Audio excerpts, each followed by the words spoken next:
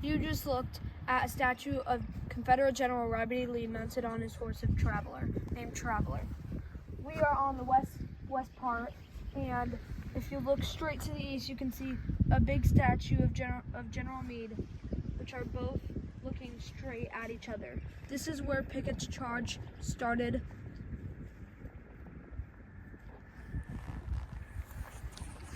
Okay.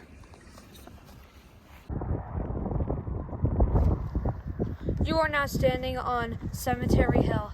This is where they had to fight in hand-to-hand combat in one of the last battles of the Battle of Gettysburg on July 3rd, 1863. This is Cemetery Hill, where the Union soldiers were placed with all their cannons as Robert E. Lee ordered General George Pickett to attack this mile of open ground with 15,000 men. And you can see right there by the tree line, they just had to walk past here. Some soldiers even said that you couldn't even walk past this entire field without touching a dead body.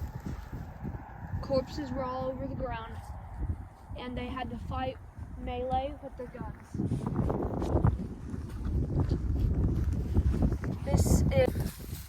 Imagine you're a Confederate soldier. You've been ordered by General Pickett and General Lee to walk up this mile of open ground to get to the Union's defenses on the high ground. You're trying to walk across this field, but imagine all this grass replaced with dead bodies where you can't even feel the hard earth. As you walk up, you see this line of rocks where the Union is stationed. You get up to this line of rocks, and it's not the Union's trying to get you off, and it's now hand-to-hand combat or melee with your weapons. You try to go up, but it doesn't end up working out for you, and you end up just like all the other soldiers that died during Pickett's charge, which was a failed assault by General George Pickett by the Union's cannons, which were up here.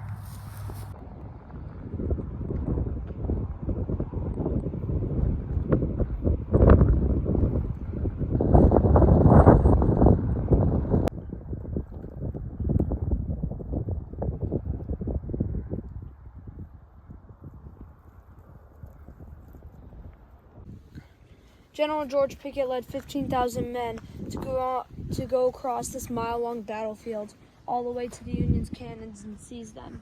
He started walking across this mile-long battleground at 1 p.m. and as he got there, only a couple hundred Confederates had survived and made it to the line. Pickett's charge had failed. Imagine you're one of those Confederate soldiers. You reach this line of rocks. There's Union soldiers waiting there for you to just boom, boom. You fight, you get brutally wounded, and out of nowhere you get the order from General George Pickett to retreat. You retreat back to the line of Seminary Ridge, in which Robert E. Lee and General Pickett are waiting for you, and you have to retreat because the Union has defeated you.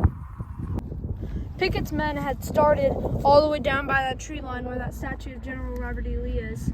They walked over up until this road so they could regain themselves and regroup. As they got here, that's when General Pickett shouted charge.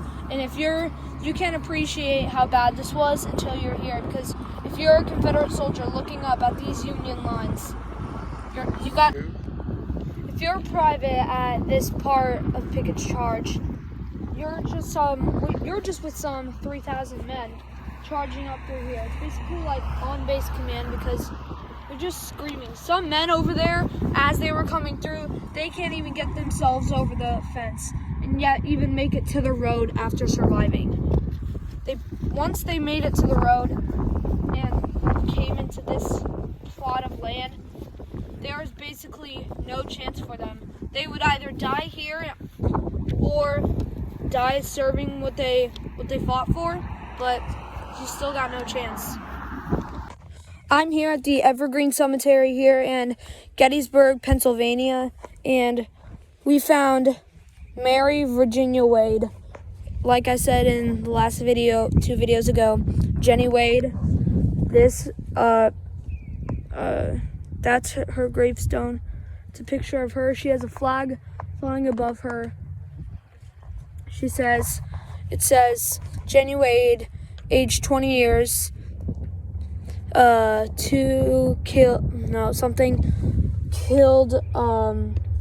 July 3rd, 1863, while making bread for the Union soldiers.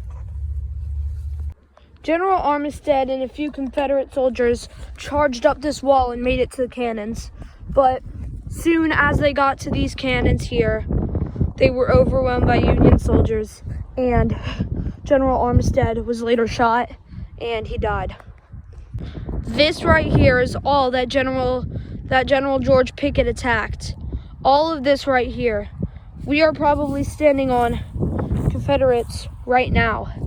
150 years later, there's all this stuff, but once you see what there is, what happened here, like down there, that little crack in the trees, that's where the assault started. That's where it all started, from there all the way to here. Think of it.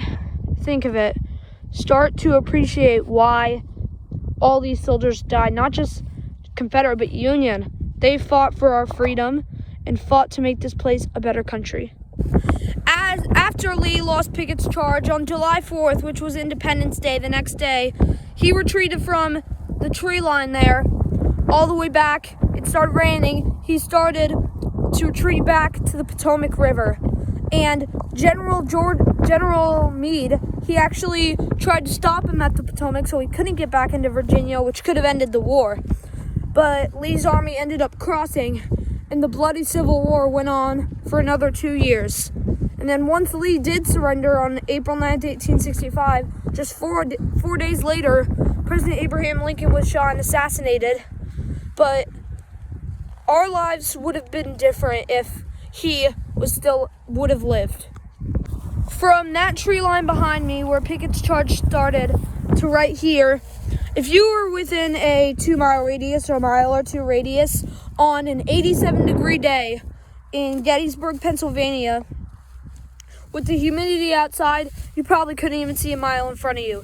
Then you got 200 cannons from both sides shooting at you, which makes your view even more vivid, so you can't really see who you're shooting at. Yet some of the left and right flanks of the Union and Confederates, both combined, once they hit each other, like they were shooting, and since it was so hot and all the smoke was booming in front of you, they couldn't see who they were shooting at. So some Confederate shot Confederates, some Union shot Unions. It was such a bad war to think of what happened on this day alone. Just July 2nd was the most bloody day of Pickett's charge, of the Battle of Gettysburg. Just think of that. You're running up this hill behind me, and you're coming from that tree line because General Robert E. Lee told you to. And then once you go back and it backfires, the next day you're running out from Gettysburg and you're going back to Virginia.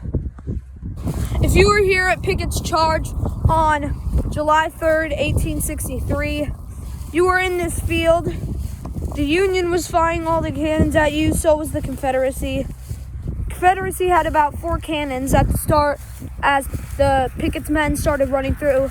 The Union had about 12. Combine that, and if you were within a 50-mile radius, think of this, 50 miles from Gettysburg, your house or your place would still shake.